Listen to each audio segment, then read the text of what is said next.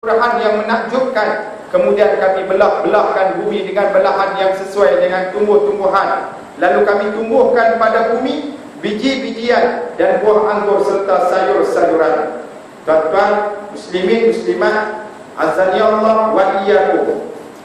Dan juga Allah Subhanahu wa taala sebutkan di dalam surah Al-Hijr ayat 19 hingga 22. Wal arda madadnaha wa alqaina fiha rawasiya wa anbatna fiha min kulli syai'in mawzun wa ja'alna lakum fiha ma'aisha wa man lastum lahu biraziqin wa in min syai'in illa 'indana khazainuhu wa ma nunazziluhu illa biqadarin ma'lum wa arsalna ar-riyaha lawaqiha fa anzalna minas samaa'i ma'an fa asqaynakumuhu wa ma antum lahu biqazinin. Maksudnya, dan bumi ini kami bentangkan dan kami letakkan padanya gunung ganang yang kukuh terdiri, serta kami tumbuhkan padanya tiap-tiap sesuatu yang tertentu timbangannya, dan kami jadikan untuk kamu pada bumi ini segala keperluan hidup. Juga kami jadikan makhluk-makhluk yang kamu bukanlah orang yang sebenar menyediakan rezekinya, dan tidak ada sesuatu pun melainkan pada sisi kami sahaja pembendaharaan, dan kami tidak menurunkannya melainkan dengan menurut kadar dan masa yang tertentu. Dan kami hantarkan angin pembawa air dan pemindah benih, maka dengan itu kami menurunkan air hujan dari langit. Kemudian kami berikan kamu minumnya, dan bukanlah kamu yang berkuasa menurunkan atau menyimpannya. Muslimin muslimat azani Allah wa iyyakum, dalam semua firman di atas terdapat beberapa peringatan ilahi kepada manusia tentang hikmah bercucuk tanam dan bagaimana dipermudahkan baginya berbagai cara untuk mencapainya. Jadi mudah faham. Ayat Quran banyak sebut tentang Allah Subhanahu wa taala tumbuhkan pelbagai tumbuhan di atas muka bumi yang menjadi rezeki kepada kita semua. Muslimin muslimat yang dirahmati Allah, ada yang merupakan biji-bijian, habbah, biji-bijian, tuan-tuan muslimin dan muslimat yang dirahmati Allah. Ya, kemudian ada yang jenis buah-buahan, ya, tamar. Tuan-tuan muslimin muslimat yang dirahmati Allah, buah-buahan ini bermacam-macam bentuk dan bermacam-macam rasa. Allah Ta'ala yang jadikan tidak ada satu manusia ataupun tidak ada makhluk yang lain daripada Allah yang boleh menciptakan sebagaimana yang Allah Subhanahu wa Ta'ala ciptakan. Tuan-tuan muslimin muslimat azani Allah wa iyyakum. Jadi semua ini adalah menjadi rezeki kepada manusia, dan manusia apabila makan rezeki yang Allah Ta'ala kurniakan, apa yang perlu adalah syukur kepada Allah Subhanahu wa Ta'ala. Tuan-tuan muslimin muslimat yang dirahmati Allah, menjadi peringatan kepada kita, banyak rezeki Allah Ta'ala bagikan kita, tapi banyak pula orang yang ambil rezeki daripada kurniaan Allah ini tetapi tidak bersyukur kepada Allah Subhanahu wa Ta'ala. Rezeki bukan main. Dia ambil dan makan dalam berbagai-bagai rasa yang Allah Ta'ala jadikan atas muka bumi ini. Ya, kadang-kadang tuan-tuan muslimin muslimat azani Allah wa iyyakum, tak terjangkau dengan akal kita yang macam mana Allah Ta'ala ciptakan satu buah itu yang rasa dia cukup istimewa sampai digelar pula raja buah. Sedangkan nak dapat isi dia tu bukan dia mudah. Kan? Nak dapat isi dia bukan dia mudah. Bukan tanam macam mana tanam biji benih daripada padi ataupun gandum. Dia berbuah pula sebulan, bukan sebulan sekali, setahun sekali. Setahun sekali buah yang kata raja buah. Kemudian berduri pula di luar. Siapa nak sangka hak duri-duri di luar tu, isi dia dalam tu dengan lemak dia, dengan manis dia, dengan lembut dia, dengan wangi dia. Siapa nak sangka? Dan siapa yang boleh cipta macam mana? Macam tu punya buah. Selain daripada Allah, ada tak ada makhluk yang boleh cipta macam tu punya buah. Macam tu punya rezeki, macam tu punya nikmat kepada manusia. Tuan-tuan muslimin muslimat dirahmati Allah. Kadang kalau berebut dengan tupai. Kan? Berebut dengan tupai. Kadang-kadang berebut dengan buruk. Ada pula yang sanggup, tuan-tuan muslimin muslimat azani Allah wa iyyakum. Orang kata apa? Jala tak mau bagi dia jatuh sampai ke bawah. Takut bila jatuh ke bawah sakit dia pecah. Boleh kat netang lain pula, boleh kat orang lain pula, sampai macam tu sekali. Berebut. Tuan-tuan, tapi tuan-tuan muslimin muslimat azani Allah wa iyyakum. Berapa ramai pula orang yang berebut untuk mensyukuri nikmat Allah Subhanahu wa taala. Tu balik kepada kita. Tuan-tuan muslimin muslimat azani Allah wa iyyakum. Yang tu kita tengok baru tumbuh-tumbuhan Allah Subhanahu wa taala kurniakan kepada kita. Dia bukan saja-saja nak bagi dah. Bagi kita ambil sebagai rezeki, dan kita perlu fikirkan bagaimana makhluk-makhluk Allah yang Allah Ta'ala ciptakan ni, supaya apa? Bila kita fikir, tuan-tuan muslimin muslimat yang dirahmati Allah, bertambah yakin kita dengan Allah Subhanahu wa ta'ala. Yakin kita dengan Allah Subhanahu wa ta'ala, Masya Allah. Tuan-tuan muslimin muslimat azani Allah wa iyyakum. Dalam ayat yang kita baca tadi juga, Allah Subhanahu wa ta'ala jadikan pula ada sempadan-sempadannya. Apa dia? Ada pokok yang boleh tumbuh di satu tempat, tak boleh tumbuh di tempat yang lain. Ada pokok walaupun dalam satu negara dia tak boleh tumbuh satu tempat, ataupun dia tak boleh tumbuh di semua tempat. Ada pokok yang boleh tumbuh semua tempat. Tak kira di mana pun pokok tu boleh tumbuh. Pokok apa tak boleh tumbuh semua tempat? Konyok, kan? Konyok. Kampung saya panggil kokonat. Kan? Hebat dah tu. Pokoknya tuan-tuan muslimin muslimat yang dirahmati Allah, pilih mana tempat pun ada pokoknya. Hebat pokoknya ni. Dan istimewa tuan-tuan muslimin muslimat yang dirahmati Allah. Kot tak ada di Antartika kot. Kan? Kerana pokok apa tak ada kan?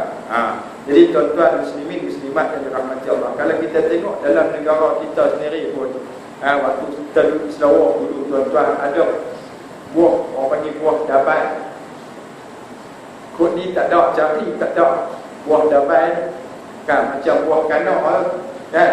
Orang biasa duduk Sarawak tahu macam buah kanok nak makan dia pula kena rendam dalam ayam hangat. Tahu kan? Biasa makan tu dia tahu, biasa duduk Sarawak mungkin ada pernah tengok buah dabai. Tapi tempat kita ni tak ada buah dabai. Satu lagi buah pangi. Terdengar pun pelik, tapi padahal duduk dalam negara kita, tumbuh dalam Malaysia juga, kita tak pernah tengok. Sebab apa? Tak boleh tumbuh di tempat kita, dia tumbuh di tempat lain. Tuan-tuan muslimin muslimat yang dirahmati Allah Subhanahu wa ta'ala. Macam tu juga kita tengok buah-buah yang import mai daripada luar masuk ke negara kita, macam buah kiwi. Kan? Kita tengok buah kiwi tempat kita ada, tapi tak boleh nak tanam. Tengok tahu mana mai? New Zealand. Dia punya jauh. Tuan-tuan muslimin muslimat yang dirahmati Allah, kita fikir tapi buah ni Allah Akbar, alhamdulillah, Allah Ta'ala kurniakan buah ni tumbuh di tempat lain, boleh makan di sini. Kan? Boleh makan di sini. Allah Akbar. Tuan-tuan muslimin muslimat yang dirahmati Allah, syukurlah pada Allah Subhanahu wa ta'ala. Dan kita fikirkan Maha suci Allah Subhanahu wa ta'ala menjadikan pelbagai buah dan pelbagai rasa. Dan juga kalau di dalam sabda Rasulullah sallallahu alaihi wasallam, banyak sabda-sabda Rasulullah sallallahu alaihi wasallam, di antaranya ialah ma min muslim yakhrisu qarsan aw yazra'u zar'an fayakulu minhu tayrun au insinun illa kana lahu bihi sadaqah. Maksudnya tiada seorang muslim yang menanam suatu tanaman atau mencucuk sesuatu pohonan lalu dimakan daripadanya seekor burung atau seorang manusia, melainkan dia itu menjadi suatu sedekah buat si penanam itu. Hadis riwayat Imam Bukhari dan Muslim. Kita tanam pokok, tuan-tuan muslimin muslimat azalillah wa iyyakum. Di jalan tu tak ada pokok apa, kita tanamlah pokok pelang, kan? Tanam pokok pelang. Kita bukan nak makan sangat. Siapa ambil, siapa main, siapa lalu ambil makan. Ataupun burung-burung yang makan, ianya menjadi satu sedekah, tuan-tuan muslimin muslimat yang dirahmati Allah. Nak habaq apa? Nak habaq kata Nabi, galakkan sungguh kita bercucuk tanam. Tambah bumi Malaysia kita ni subuh tak dengar. Kita ambil batang ubi, kita dah nunggu hujan dalam musim hujan. Tak tahu tengok dia naik pucuk. Nak apa kata subuh, sungguh-sungguh. Kadang-kadang tak tanam pun, tak tahu batang apa ubi kayu pun, kan? Tengok bangunan-bangunan lama, tengok tuyul dia naik, dekat pancuk ayak dia tu kan, naik pokok tuyul. Pokok tu pula boleh besar atas bangunan, turun dekat sampai ke bawah, sampai kita naik risau, kita ketok bangunan kita, tuan-tuan muslimin muslimat azanillah wa iyyakum. Tapi tu dia lah orang kita, orang negara kita ni, dia jadi segan tu mana tahu, kena ketum banyak kan kot. Tak tahu nak kata lah tuan-tuan muslimin muslimat yang dirahmati Allah. Tak mau ambil peluang. Allah Ta'ala jadikan, kalau kita tanam, kemudian daripada tanaman itu tuan-tuan, menjadikan rezeki pada kita tuan-tuan, itu lebih utama daripada kita minta-minta. Daripada kita minta-minta, kita tanam. Kemudian Rasulullah sallallahu alaihi wasallam sabda lagi, "Ma min muslim yakhrisu qarsan illa kana ma akala minhu lahu sadaqatun wa ma suriqa minhu lahu sadaqatun wa la yarzaquhu ahadun illa kana lahu sadaqatun ila yaumil qiyamah." Maksudnya tiada seorang muslim yang menanam suatu tanaman melainkan apa yang dimakan daripadanya menjadi sedekah buat orang itu, dan tiada dikurangkan apapun daripadanya melainkan ia yang menjadi sedekah buatnya hingga ke hari kiamat. Hadis riwayat Muslim.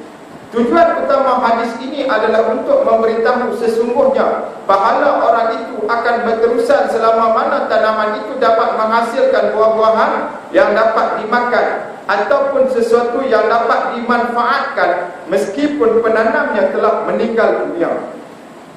Dan walaupun hak miliknya itu telah berpindah milik kepada orang selainnya, sesetengah ulama berkata sedekah jariah, yakni sedekah yang berterusan, ilmu yang dimanfaatkan, anak soleh yang mendoakan ibu bapanya yang sudah mati, tanaman menyemai biji-bijian dan ribat, iaitu bertahan menghadapi musuh atau mengawasi sempadan negeri untuk menjaganya daripada pencorobohan.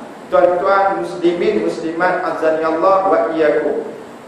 Dalam hadis yang memberitahu kepada kita tentang tanaman yang kita tanam, selama mana ianya dapat dimanfaatkan, selama itu ianya menjadi sedekah, menjadi jariah kepada kita walaupun telah meninggal dunia. Sehingga kan sebahagian ulama mengatakan termasuk sedekah jariah itu selain daripada doa anak yang soleh, ilmu yang dimanfaatkan ialah tanaman ataupun biji-bijian ataupun biji benih yang kita tanam, yang tumbuh, yang dapat dimanfaatkan oleh orang lain. Tuan-tuan muslimin muslimat yang dirahmati Allah Subhanahu wa taala, walaupun tanaman itu asalnya kita tanam atas tanah kita, kemudian tanah itu diwarisi oleh anak kita, kemudian sampai cucu kita dia jual, tapi pokok tu tetap ada, kemudian dimakan oleh orang lain,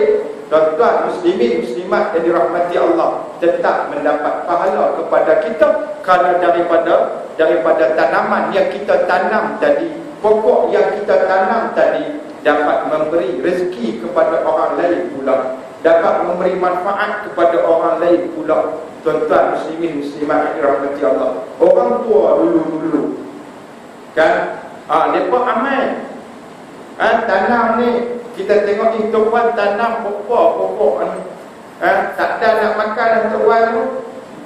Dia jawab apa? Bukan untuk aku kan, ni untuk hampa lah esok ni. Tuan-tuan muslimin muslimat dirahmati Allah, dia tak dapat makan pun tak apa, dia tanam untuk anak cucu dia, sebab dia tahu daripada rezeki tanaman dia tu turun ataupun jatuhnya buah, menghasilkan buah, orang lain pula dapat manfaat daripada buah yang dia tanam tu, dia dapat pahala. Allahu Akbar. Tuan-tuan muslimin muslimat yang dirahmati Allah, makna kata depa ni orang tua kita dulu, tuan-tuan, buat bukan saja-saja lah kan, amal sungguh-sungguh kan, buat sungguh-sungguh. Sebab apa? Sebab tanam ada lagi. Mainlah nak tahu tanam apa, tinggal apa suai kan, hilang semua tinggal apa suai kita, hilang semua apa. Itu dia. Tuan-tuan muslimin muslimat yang dirahmati Allah. Macam dulu tanya, kalau kita tanam pokok, tanam rizak boleh kan? Apa tak boleh tak tanam kan? Siapa nak ambil buah, main dia kan? Tak ada masalah. Tidak menjadi satu kesalahan menghidupkan bumi yang mati. Allah Ta'ala sebut dalam Al-Quran apa? Wa ayatul lakumul ardul maitatu ahyaynaha wa akhrajna minha habban faminhu ya'kulun. Surah Yasin kan kita baca. Wa ayatul lakumul ardul maitatu ahyaynaha, dan di antara tanda-tanda yang tanda-tanda wujudnya Allah, tanda-tanda kebesaran Allah Subhanahu wa Ta'ala, yang Allah Ta'ala menghidupkan bumi yang mati dan mengeluarkan daripadanya biji benih daripada yang kamu makan. Tuan-tuan muslimin muslimat azanallah wa iyyakum. Tersebut pernah diriwayatkan bahawa ada seorang datang kepada Abu Darda ketika dia sedang menanam satu pokok. Maka orang itu berkata kepadanya, wahai Abu Darda, bukankah engkau sudah terlalu tua, namun engkau masih tetap menanam pokok ini, padahal dia tidak akan berbuah melainkan sesudah sekian tahun? Maka Abu Darda menjawabnya, mengapa tidak? Bukankah aku akan mendapat pahalanya bila orang lain memakan buah-buahan nanti? Nampak? Tuan-tuan muslimin muslimat yang dirahmati Allah Subhanahu wa Ta'ala. Jadi jangan bermalas-malasan untuk kita tanam pokok. Tuan-tuan muslimin muslimat yang dirahmati Allah Subhanahu wa Ta'ala. Kemudian jangan mengawal macam mana kan, kalau dekat buah tu kita tanam, kita jual tak apa. Kalau orang lain nak makan, kalau dia main minta, kita bagilah kan. Barang sikit orang susah tak pernah dapat makan buah durian, isi dia elok macam tu kan.